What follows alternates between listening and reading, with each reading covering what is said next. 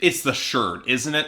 You think it's in bad taste? Honestly, probably not. I think it's a little bit more of an Easter egg for those of you who actually managed to pick up on it. So have fun with that. What's up, folks? Welcome to Spectrum Pulse. We talk about music, movies, art, and culture. And today we're going to be talking about the newest film in the Marvel Cinematic Universe, Black Panther. And yet, it feels like so much more than that. Really, all the hype that's built up organically going into this film, along with the wave of critical acclaim that it's gotten, that's kind of thrilling in its own way. You so rarely see blockbusters, particularly coming out of the Marvel machine, develop this much organic hype, telling that how much more it means to that audience. I can certainly respect and appreciate that, even if it does feel like, again, it's for a community that is not mine. I'm from the outside looking in, but can still appreciate a pretty damn great movie in its own right. Yeah, I'm going to dispense with as many formalities here as possible. It's a great film, but really you already knew that. Going into Black Panther shows off that Ryan Coogler is a genuinely excellent director. He assembled a fantastic cast that really works remarkably well together. It hits the conventional action beats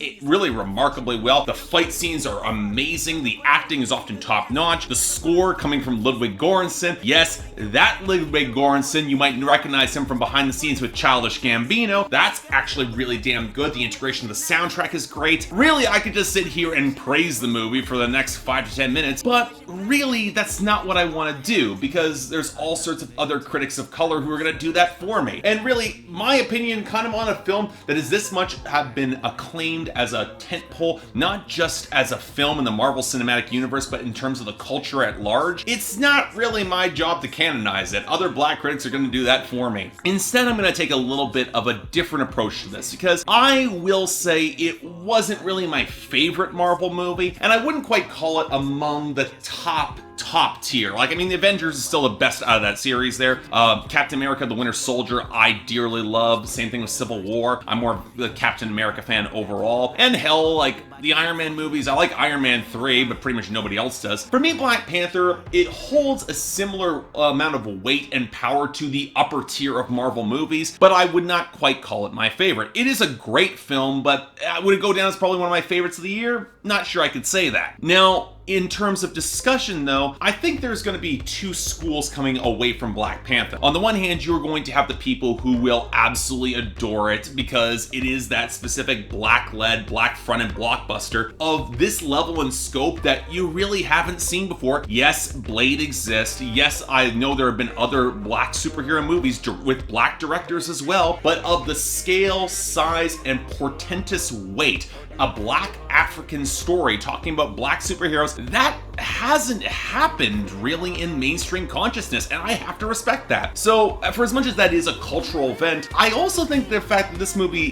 has so much to say beneath the surface is going to get overlooked by a fair few critics, and I think that's ultimately what's going to help Black Panther last as long as it does. So let's provide a little bit of context where this fits in. I'm not going to spoil much until we start getting into themes, because there's a lot to talk about there, but as you expecting, it's coming right in the immediate aftermath of Civil War. T'Challa, who is the Black Panther, his father has died thanks to the bombing in the UN, and he's coming back to Wakanda to assume his throne. And he's thus facing a couple questions. Now, whether or not Wakanda, being the isolated African nation, which is often masqueraded as a third world country in order to preserve their massive storehouse of vibranium, they will actually have developed a far more advanced civilization in order to integrate with the rest of the world. And it's kind of interesting where it goes from there, because not only does he want to reach out and reclaim some Wakandan characters and settle some Wakandan debts, there's also the character of Killmonger, played by Michael B. Jordan, who is stepping in with a very different and very distinct idea of how Wakanda should assert their presence coming forward. And there's a couple things I want to highlight here that I think will really help this film stand out. Number one is the cast. Now, I've already said that Chadwick Boseman is absolutely amazing coming off of Civil War. He was one of the highlights of that film, at least in my point of view. And when he comes through here, he delivers just such a warm, lived-in personality. He's very much a character you can graft onto, and you can very much appreciate the struggle that he's going through. Not just the projections of his people and his society and his parentage, but also the very distinct and complicated choice he has to make with regards to Wakanda and the rest of the world. And he's got a pretty stacked cast around him. Lupita Nyong'o as his primary love interest, and also a fierce character in her own right. Letitia Wright steps up as as T'Challa's younger sister, and she's amazing in every scene she's in. Just so many great quippy dialogue coming off of her. Martin Freeman comes in as one of the few white characters that has a significant role, be it Martin Freeman and Andy Serkis, or as it's already been cited on Facebook, the Tolkien white guys. But you also have their characters, one, Andy Serkis, being very much the character who is projecting all of his pre-established ideas surrounding black Africans being savages and being proven inestimably wrong in the best way possible, and really suffering a certain comeuppance that's been due for a couple of films now. And then you have Martin Freeman as the nominal good guy, but also very much aware that everything beyond him and around him is way over his head, and he's going to have to step up and help however he can and listen. He plays the ally character really effectively well, but it's also kind of a little amusing because you can tell he's kind of dropping into a similar archetype he did for John Watson back when he was on Sherlock. And it's a natural fit for him because his legendary British dry wit is a good fit for this environment, even if he doesn't have his accent here. Take a look at some of the supporting cast. Angela Bassett might have a lot to do as T'Challa's mother, but she does exude a lot of real presence there. And then you have Winston Duke coming up as the mountain tribal leader, and he's amazing in this movie, just in terms of his delivery and presence is just so much fun. Forrest Whitaker shows up. That surprised me because I forgot he was in this movie, and even he delivers a lot of haunted depth and presence to his character. But yeah, the reason that any of you are going to see this movie is Michael B. Jordan in terms of Killmonger, the villain. And I even have a hard time qualifying him as an explicit villain, because by far is he the most complex and well-rounded villain character that the Marvel Cinematic Universe has produced, maybe, I'd say probably more so than Loki, because Loki's character doesn't have the layers of humanity and wear that comes in through Michael B. Jordan's performance there. There's a lot of layers going on in how he presents himself, especially with respect to the other Wakandan characters, and that definitely deserves a lot of consideration. And you know what? For as much as the Afrofuturist aesthetic isn't quite my thing, I appreciate the appeal, but aesthetically it doesn't really resonate with me on a profound level. I can accept that. At the same time, this is a gorgeous looking movie. Ryan Coogler apparently got that big rich budget, and he was going to make the best chance possible and bring all of his deft camera work and amazingly well choreographed action to the forefront. This is a beautifully shot movie more than anything else, with a lot of the great sweeping shots of Wakanda that makes you want to see more of that place. It almost makes you wish that the third act that felt a tad abbreviated was a little bit longer, just to flesh out more of that scene, more of that character, more of that culture that we only see glimpses of. And yet it's a culture that is so well established in terms of its tradition and religion that you can get sucked into the story with very minimal exposition. There's a great deal of show and not telling going on that I can respect a tremendous amount, even if in terms of the points when they do actually tell a little bit more, especially when it has T'Challa getting his new set of armor. You do see a little bit of that there in describing the mechanics of how it works, but at the same time it's a ton of fun, and it's eclipsed at such a great rate. I'm almost reminded a little bit of when Morgan Freeman was actually showing off to Christian Bale the parts of the Batman back in The Dark Knight and how he was improving that armor. It has that same sort of weight and energy to a lot of those scenes. And I reference The Dark Knight because I think the levels of thematic subtext and weight easily can rival that film, if probably not surpass it, because there's a lot of layers going into Black Panther and what story's being told. Because keep in mind, Wakanda has isolated itself from the rest of the world, and they actually do have some elements of geopolitics, because let's be honest, if you had a highly advanced African nation with a vast supply of resources, you honestly think that the forces of European colonialism would not have pounced decades, if not centuries earlier to take all of it and steamroller the rest? That weight and subtext is present pretty much everywhere else, and it's the understood sub-commentary that's going beyond all the larger conversations of what Wakanda should do. Should they reach out to the larger world in the face of greater superhero perils? Or should they reach out in terms to heal or educate and share their technology, even with the possibility that that technology could then be used back against them? Or should they continue to hide underneath the illusion of being a third world country? Or should they rise and rule, be that bigger, nastier presence, and be, since they have spies all all over the world, they could probably easily take it over. And what I actually really love here, and this ties back to the larger canon of superhero films, and something that I've always liked in terms of the sketching of the parallels between hero and villain, is that it shows that both T'Challa and Killmonger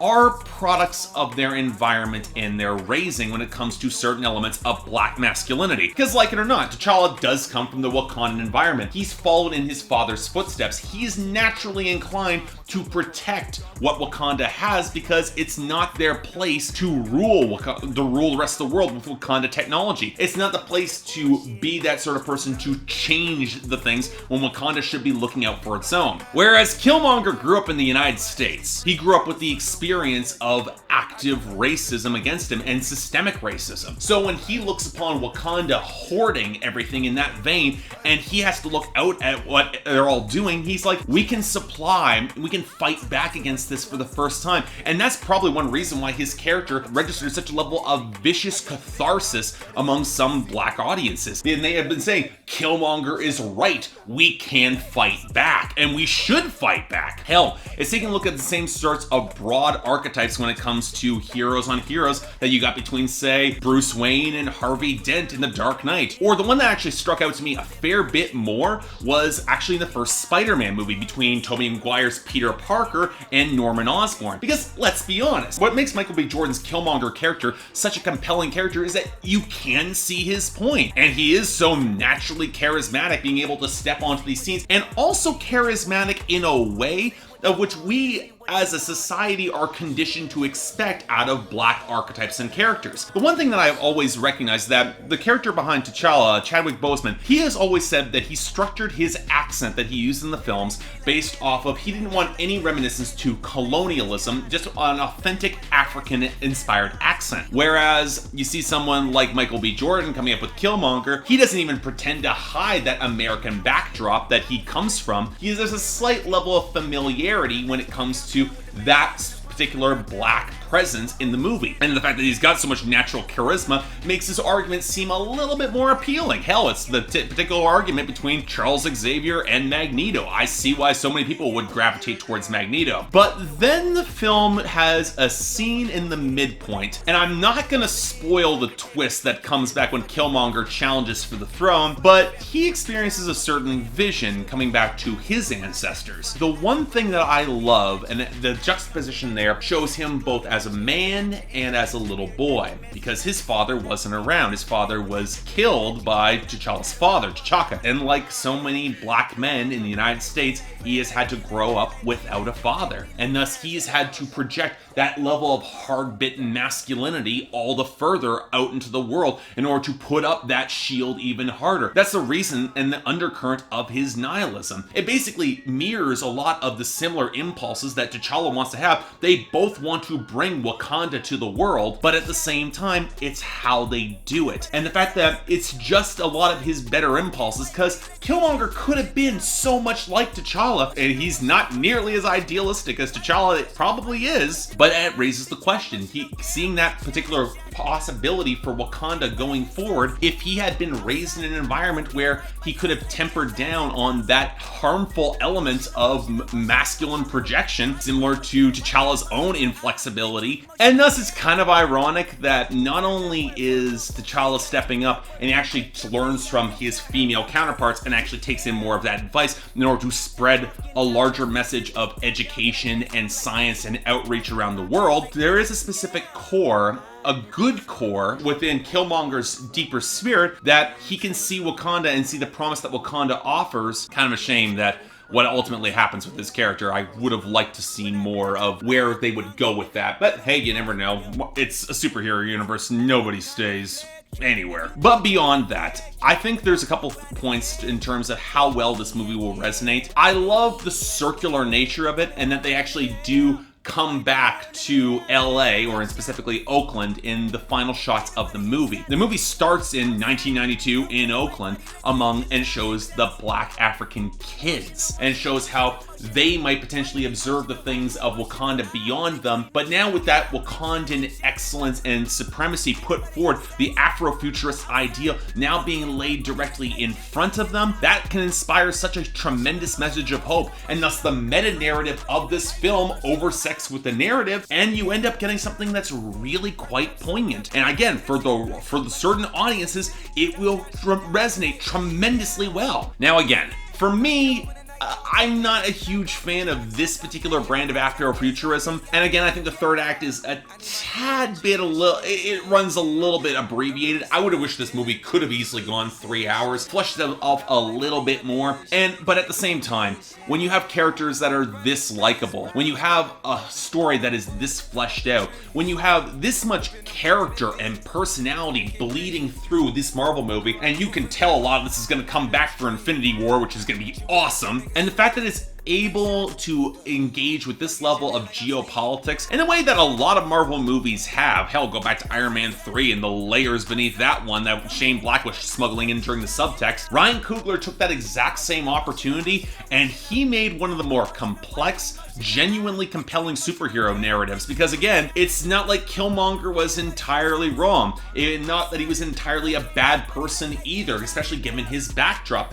Both men were coming from environments in which they were raised. But at the same time, this is a kind of a special movie. I see for the right audiences, this will be very special for them. For me, it's still a damn great movie. I'm giving it a solid 8 out of 10. Definitely recommended. Again, I think that there's going to be a lot of audiences who will get behind this in a big way. I really appreciate the levels of characterization, the levels of humor and wit that's characterized throughout this entire film. And again, I have to highlight this. Black director, majority black cast, this level of budget, this level of critical acclaim and success, this hasn't happened before, at least not on this scale. If this is proving that there's a mark, and give Ryan Coogler another franchise of his own, because with this much of a talent as a major action director, this opens up a ton of potential. I can see nothing but good things coming out of the success of this movie. And hey, that's good for all of us. So yeah, you probably already saw it, but definitely go check out Black Panther. I'm Mark. See you next time.